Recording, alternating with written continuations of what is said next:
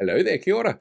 I thought today we'd do a little bit of a lesson on media literacy and use this weekend's announcement around National's new maths curriculum overhaul to guide us, because it's actually a really fascinating example of how both spin and bias can combine to show us why this study from Curia Polling Company, the only polling company that consistently puts ACT on 9%, about how far off they are with their results on how people perceive media bias.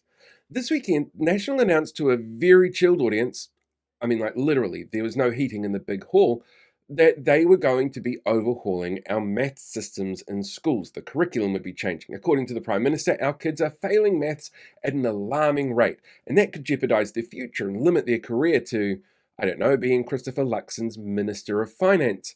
And despite reducing funding for every secondary student by about 3% before adjusting for inflation in the last budget, he's determined to get our students achieving. Our media ran this announcement breathlessly. All of the mainstream media outlets used the figures that he provided in his speech without any pushback. And there's actually kind of a good reason for that. They don't have the report he was talking about because it wasn't released until yesterday. So they can't fact check in real time. But the Prime Minister had the report and based his speech and decision to rush changes to the maths curriculum based on that. They made the announcement before media had a chance to dig deeper, and New Zealand media outlets live streamed the speech across platforms and across their outlets completely unchecked. Which means by the time the report itself comes out, the government and the media had already told the country our maths curriculum was just like the $250 a week tax cuts that were promised. It didn't add up. So, what was omitted by choice by the Prime Minister was that the numbers are based on test cases for the new curriculum that's due to come in, which sets higher standards than the current one and covered areas not currently covered under the curriculum. That the report actually found students are pretty consistent with their levels of math skills from over the past few years and are not actually dropping in achievement. They were measured against a new bar, a bar that they hadn't been taught for yet. It's like learning about Henry VIII in history and then be tested on the Japanese Empire and World War II.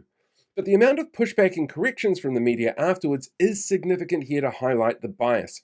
Data by omission is a way of measuring a bias, and National, again, not giving all the data points and being quoted verbatim shows a right-leaning bias in our media. It's a choice not to push back substantially against these claims or even question the data itself as to whether or not it's accurate, which feeds into the narrative that our students are not achieving and plays into claims that this is all the fault of the last government, both of which are not true.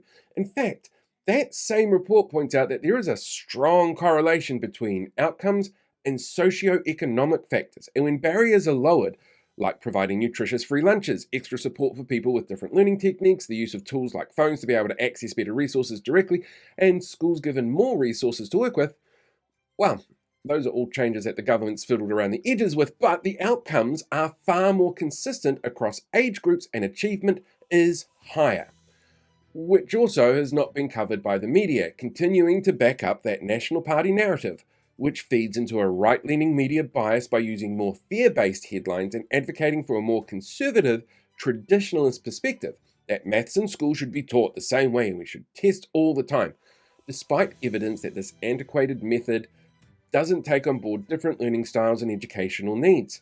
So the National Party, once again, fudges numbers, tries to create a panic that they blame on their predecessors, which only they can fix, and doesn't get called out on it substantively until their spin has already caused damage in the national conversation.